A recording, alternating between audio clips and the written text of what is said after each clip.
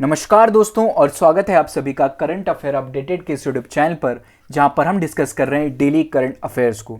Friends, देखते ही देखते हम इस साल के लास्ट मंथ में पहुंच चुके हैं और आज हम डिस्कस करेंगे 1 दिसंबर 2020 के इंपॉर्टेंट इवेंट्स को।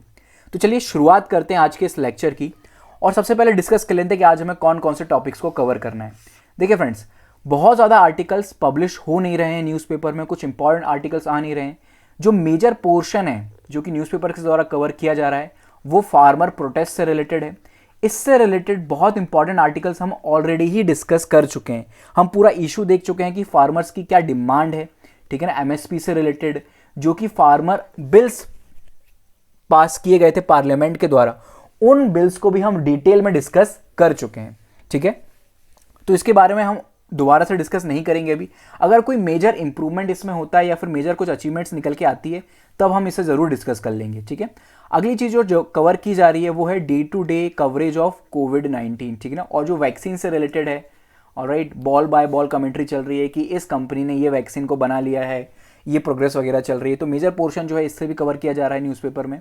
ठीक है ना, अगले एक दो इंपॉर्टेंट आर्टिकल जो पब्लिश हो रहे हैं वो है फॉरेन रिलेशन से रिलेटेड। ठीक है ना, लेकिन एज सच उसमें भी कुछ बहुत ज़्यादा इंपॉर्टेंट चीज़ें पब्लिश नहीं हो रही हैं। वहाँ पर बस ये आ रहा है कि हमारा फॉरेन सेक्रेटरी जो हैं वो बाहर चले गए हैं मिलने, फॉरेन मिनिस्टर जो हैं वो भी किसी से मीटिंग करने चले गए हैं। ठीक है ना, तो ये इस प्रकार की न्यूज़ पब्लिश हो रही है। कोई मेजर अचीवमेंट अगर कोई रिजल्ट निकल के आता है इन मीटिंग से तब हम जरूर उनको डिस्कस कर लेंगे। कोई एग्रीमेंट वगैरह साइन होता है, ठीक है ना, अगर कोई ऐसा मेजर अकम्पलिशमेंट आती है तो हम उसे ज़रूर डिस्कस कर लेंगे। चलिए आज के आर्टिकल में हमें क्या क्या डिस्कस करना है उन चीज़ों को देख लेते हैं। आज सबसे पहले हम डिस्कस करेंगे गुरु नानक जयंती के बारे में। स्पेलिंग मिस्टेक है, इसको ठीक कर लीजिएगा। फिर हम डिस्कस करेंगे हिडन पैंडेमिक, यानी कि कोविड-19 जो है ये तो सभी के सामने आ चुका है, लेकिन कुछ ऐसे एपिडेमिक्स भी हैं, फॉर एग्जाम्पल डायबिटीज़, ठीक है ना, ये भी साइलेंट किलर्स हैं। ऑलराइट, इसके बारे में आज हम डिस्कस करेंगे। फिर हम डिस्कस करेंगे ब्रू कम्युनिटी के बारे में। ये जो है नॉर्थ ईस्ट की बहुत इंपॉर्टेंट ट्राइबल कम्युनिटी है, ठीक है, इसके बारे में भी डिस्कस करेंगे। तो चलिए स्टार्ट करते हैं आज के ये आर्टिकल और सबसे पहले डिस्कस करते हैं गुरु नानक जयंती के बारे में। रिसेंटली यानी कि 30 नवंबर 2020 को क्या किया गया है, गुरु नानक जयंती को सेलिब्रेट किया गया है। Guru Nanak Jayanti is celebrated on the occasion of birth anniversary of Guru Nanak Dev, who was a very prominent figure in Sikhism. ठीक है, गुरु नानक देव जो है वो सिख के फर्स्ट गुरु थे, पहले गुरु वो माने जाते हैं। और ऐसा बिलीव किया जाता है कि गुरु नानक देव का जन्म पूर्णिमा को कार्तिक माह में हुआ था। ठीक है ना, यानी कि कार्तिक माह जो होता है वो 8th मंथ है अकॉर्डिंग टू हिंदू कैलेंडर। उस मंथ में पूर्णिमा जो आती है यानी कि फुल मून जो आता है, ठीक है ना, उस दिन उनका जन्म हुआ था। इनका जन्म हुआ था 1459 में, कहाँ पर, तालवंडी राई भाऊ विलेज नियर लाहौर। ठीक है, लेटर ऑन इनका नाम जो है गुरु नानक साहिब रख दिया गया था। ये फर्स्ट गुरु थे सिखिज्म के। ऑलराइट, और टोटल जो गुरुज हैं सिखिज्म में वो हैं टोटल 10 गुरुज। ठीक है, इनका कंट्रीब्यूशन जो रहा है वो बहुत इंपॉर्टेंट कंट्रीब्यूशन रहा है। ठीक है, इन्होंने जो है फेटर्निटी को प्रमोट किया इंडिया में, जो भाईचारा है उसको प्रमोट किया।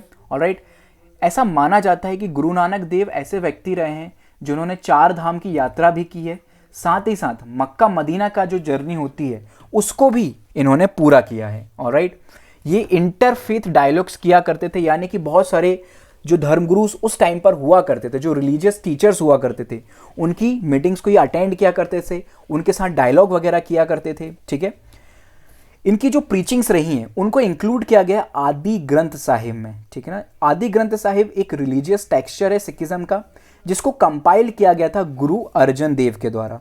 ठीक है ना, गुरु अर्जन देव जो हैं वो 5th गुरु थे सिखिज्म के। जैसे कि हमने अभी डिस्कस किया, टोटल जो है 10 गुरु रहे हैं सिखिज्म में, उनमें से जो 5th गुरु थे उनका नाम था गुरु अर्जन देव।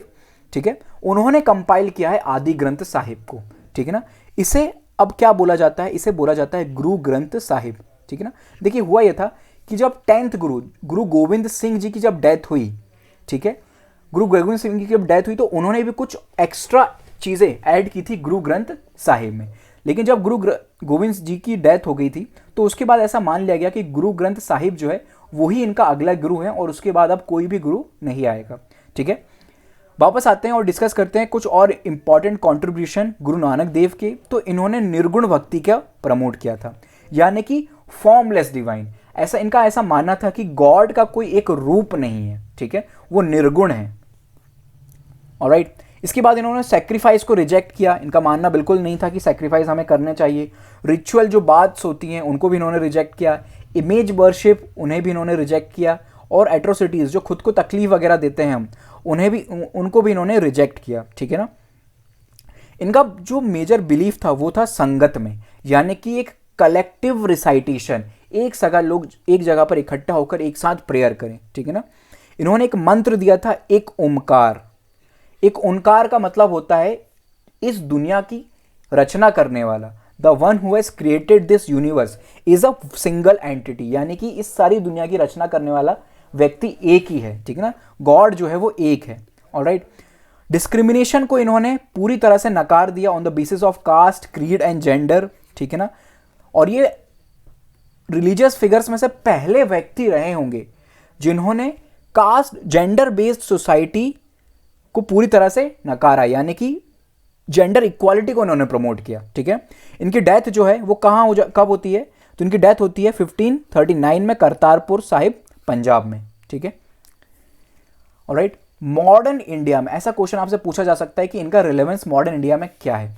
सबसे पहले तो जैसा कि मैंने आपको बताया, फेटर्निटी को प्रमोट किया, इंटरफेथ रिलीजियस टीचिंग को इन्होंने प्रमोट किया, साथ ही साथ बिल्डिंग एंड एगैलिटेरियन सोसाइटी, यानी कि इक्वालिटी को इन्होंने बहुत ज़्यादा प्रमोट किया।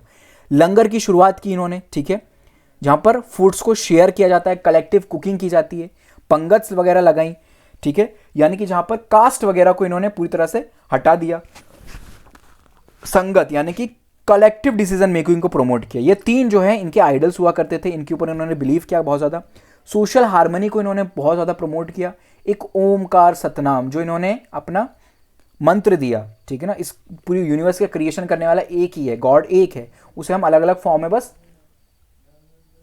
उसकी पूजा करते हैं, लेकिन एट द एंड गॉड जो है वो एक ही है। ये इनकी बहुत इंपॉर्टेंट प्रीचिंग रही है, ठीक है ना। इन्होंने फॉरगिवनेस लोगों को समझाई, ठीक है ना, पेशेंस रखने को बताया, ठीक है ना, काइंडनेस को प्रमोट किया। ऑलराइट, फिर क्रिएटिंग जस्ट सोसाइटी, ठीक है ना। इनका मानना था कि एक मोटो ये बोला करते थे, कीर्तन करो, नाम जपो, वंद चखो, यानी कि वर्क करो, अपना जो काम है उसको पूरी ईमानदारी से करो, भगवान की पूजा करो, वर्शिप करो और शेयर करो, ठीक है ना। यानी कि आप जितना भी कमा रहे हो उसका 1/10, फॉर एग्जाम्पल अगर आप 30,000 मंथ में कमा रहे हो तो इसका 1/10 जो भी होगा 3,000 वो आप कहाँ दो, वो डोनेट कर दो, जो पर्सन जिसको उसकी ज़रूरत है उसे दे दो, ठीक है ना। He stood for karma as a basis of dharma, ठीक है ना। कर्म से ही व्यक्ति का उद्धार होगा। आप अच्छे कर्म करोगे, अच्छे काम करोगे तो आपका उद्धार होगा। He transform the idea of spiritualism into the ideology of social responsibility and social change. Alright, जैसा कि मैंने आपको बताया, जेंडर इक्वालिटी को इन्होंने प्रमोट किया। Women's as well as man share the grace of God and are equally responsible for their action to him. Alright, ये इनकी बहुत इंपॉर्टेंट टीचिंग रही है। I think one of the first figure रहे हैं, ये पॉपुलर फिगर रहे हैं जिन्होंने जेंडर इक्वालिटी को प्रमोट किया है, ठीक है ना। इसके बाद ब्रिंगिंग पीस लाने की बात कही, ठीक है ना। फ्रेटर्निटी, जैसा कि मैंने आपको बताया, पीस में इनका बहुत ज़्यादा बिलीफ था, equality, prosperity across the and peace, ठीक है। उसके बाद 55th एनिवर्सरी की सेलिब्रेट की गई थी लास्ट ईयर 2019 में। Guru Nanak Dev was celebrated and Kartarpur corridor was inaugurated. Kartarpur corridor जो है वो काफ़ी ज़्यादा न्यूज़ में रहा था लास्ट ईयर। ये पाकिस्तान में है, ठीक है ना। जैसे कि मैंने आपको बताया, करतारपुर जहाँ पर ये गुरुद्वारा है, ऐसा माना जाता है कि वहाँ पर गुरु नानक देव की डेथ हुई थी, ठीक है। चलिए आगे बढ़ते हैं और डिस्कस करते हैं हमारा अगला इंपॉर्टेंट आर्टिकल जो कि है डायबिटीज़ के बारे में, ठीक है। देखिए, डायबिटीज़ जो है एक नॉन कम्युनिकेबल डिजीज़ है, यानी कि एक व्यक्ति से दूसरे व्यक्ति में ये कम्युनिकेट नहीं होती है, डायरेक्ट कॉन्टेक्ट में आए। ऑलराइट, इसमें होता क्या है, डायबिटीज़ व्यक्ति को होती क्यों है, तो ये जानना आपके लिए बहुत ज़रूरी है। देखिए, ह्यूमन बॉडी में एक ऑर्गन होता है जिसको हम पैंक्रियाज बोलते हैं, ठीक है ना। पैंक्रियाज का काम क्या होता है, ये इंसुलिन को प्रोड्यूस करता है। इंसुलिन एक हार्मोन होता है जो आपके ब्लड में शुगर लेवल को मैनेज करता है, ठीक है। आपने कई बार सुना होगा ब्लड शुगर लेवल जो है वो लो हो गया है या फिर शुगर लेवल जो है वो हाई हो गया है, तो ये जो सारी चीज़ें रिस्पॉन्सिबल होता है, इसके पीछे रिस्पॉन्सिबल होता है इंसुलिन, ठीक है ना। जब हमारा पैंक्रियाज ठीक तरीके से परफॉर्म नहीं करता है, जब वो सफिशिएंट इंसुलिन को प्रोड्यूस नहीं करता है, तब व्यक्ति को डायबिटीज़ होती है, ठीक है। या फिर अगर ठीक तरीके से इंसुलिन प्रोड्यूस हो रहा है बॉडी में, लेकिन बॉडी जो है उस इंसुलिन जो प्रोड्यूस हो रहा है उसको इफेक्टिवली यूज नहीं कर पा रही है, तब भी डायबिटीज होती है।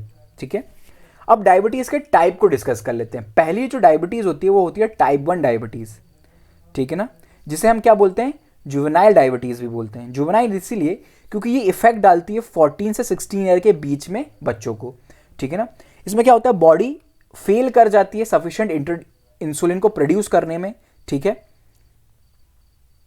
ऑलराइट, और व्यक्ति को क्या जाना पड़ता है, आर्टिफिशियल इंसुलिन को इंजेक्ट करना पड़ता है अपनी बॉडी में, इंजेक्शंस वगैरह के थ्रू। ऑलराइट, आपने सुना होगा जिन लोगों को डायबिटीज हो जाता है उन्हें रेगुलर इंजेक्शंस वगैरह लेने पड़ते हैं, वीकली या फिर डेली। ठीक है, उसके बाद अगली जो टाइप की डायबिटीज होती है वो उसको हम कहते हैं गेस्टेशनल डायबिटीज। ये होती है प्रेग्नेंट वुमेन्स को। ठीक है ना, और ऐसा जरूरी नहीं है कि हर प्रेग्नेंट वुमेन को ये हो, कुछ ही प्रेग्नेंट वुमेन्स को ये डायबिटीज देखने को मिलती है, और आफ्टर गिविंग बर्थ ये डायबिटीज जो है वो अपने आप ठीक भी हो जाती है। ठीक है, डायबिटीज जो है वो 5 ऑर्गन्स पर इफेक्ट डालता है। सबसे पहले हमारा kidney, heart, blood vessels, nervous system and I यानी कि रेटिना, व्यक्ति की देखने की क्षमता भी कम हो जाती है।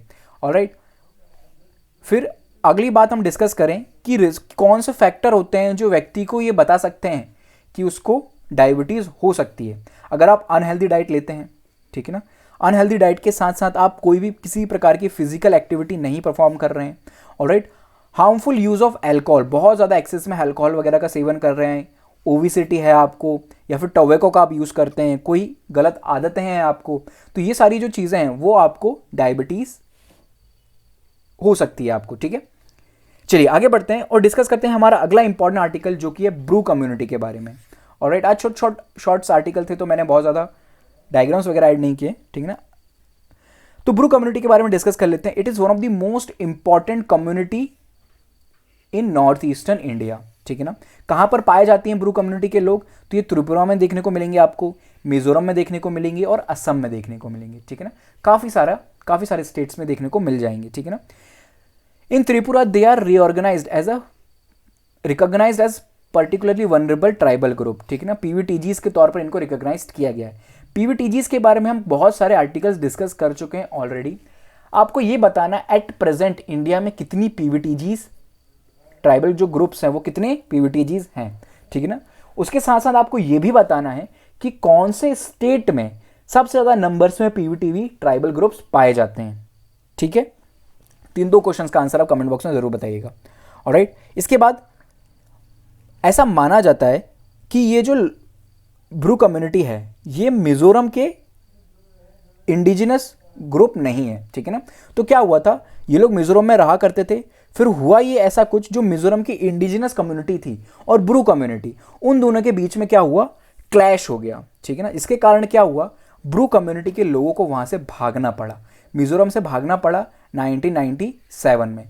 नियरली 37,000 जो ब्रू कम्युनिटी के लोग हैं वो वहाँ से भागकर आसपास के जो स्टेट्स हैं वहाँ पर जाकर रहने लगे, और इनकी में से सबसे ज़्यादा जो जहाँ पर इन्होंने कैंप बनाया वो था त्रिपुरा में। ठीक ना, तो आज भी त्रिपुरा में 32,000 ब्रू कम्युनिटी के लोग वहाँ पर रहते हैं, उसमें से जो 5,000 थे वो वापस मिजोरम चले गए हैं। ठीक है, तो गाइस ये था हमारा आज का डिस्कशन। आज का डिस्कशन थोड़ा सा शॉर्ट था, उम्मीद है आपको डिस्कशन पसंद आया होगा।